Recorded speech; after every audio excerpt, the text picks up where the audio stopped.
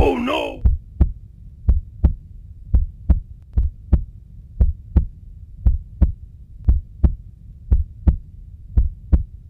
Wala kang headlight ka, patay ka, kaya ka, ikaw lang tinuro ko eh, dami-dami nyo eh.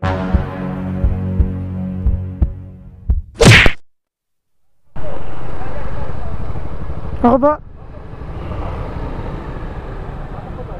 Bakit po, sir? Yeah, Sir, pag nagmamaneho, po. start ng motor, pag na-start na pag-headlight ka, Opo. dapat naka-headlight, sila mo yung mga naka-headlight oh. Oh, wala ba, sir? Wala kang headlight ka, patay ka, kaya ka, ikaw lang tinuro ko eh, dami-dami nyo eh. Oh, asinti mo na, asinti mo.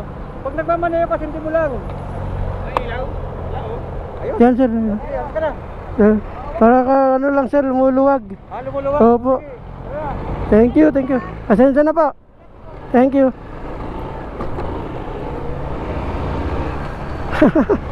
Kala ko sa bike lane eh. Ito kasi problema nung ano ko, headlight ng motor na to, lumuluwag. Pinayos ko na yan. Ganun pa rin, LTO pa naman yon. Kala ko kung ano problema. Medyo kinabahan ako dun ah. Sir, thank you. Buti umilaw. Hindi ko na kasi pinagpapansin to. Sobrang luma na kasi itong motor na to eh. Hindi na rin ako nakakahanap ng ano, nitong bumbilya. Kasi nga ang hirap na hanapan ng spare parts na itong motor na to. Kasi phase out na to sa ano eh, halos phase out na yung karamihang pyesa nito. Phase out na sa kasa.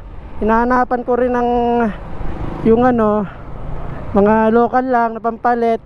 Kaso lalong nasisira, naapektuhan yung ibang wires na parang alos nakaraan, tulad mga nakaraang taon.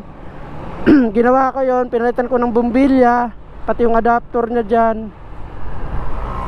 Pinakonvert ko, tapos naapektuhan yung ibang ano, pyesa, pati yung mga wire.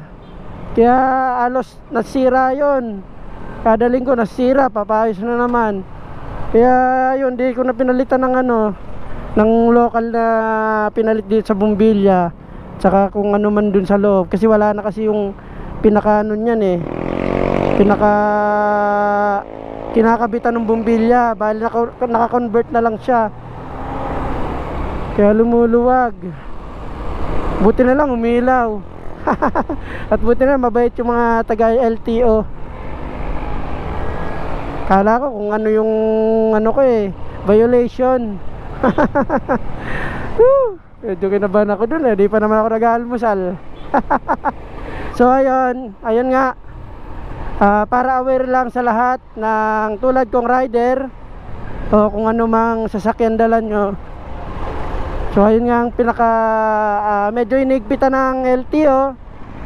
Matagal na, hindi ko lang talaga napansin na ano, walang ilaw to, na walang ilaw. Lumuwag na naman siguro kasi ito na yung sakit niya eh. So nasita nga tayo na ano no, walang headlight. Kadalasan naman ngayon, karamihan na, halos karamihan ng motor ngayon naman eh automatic na. Pag open pa lang ng motor eh lumalabas na yung automatic nang nagbubukas yung ilaw. Wala na siyang on and off switch sa headlight no. Ito wala na rin, high sa low na lang to. Nga lang hindi siya umilaw.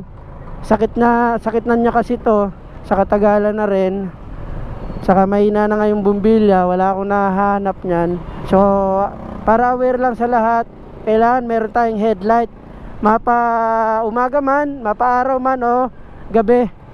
Kasi once na tulad ng ganon, na-timingan tayo ng LTO, pero hindi ko naman alam na walang ilaw. So kita naman kanina pagbukas ko umilaw.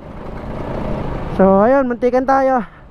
Para sa lahat, sana may ano tayo, okay yung preno natin, lahat-lahat, yung plaka. Kasi yun ang sinisita ng LTO, maigpit sila. So aware lang sana sa lahat. Ingat tayo palagi, and God bless. Alright.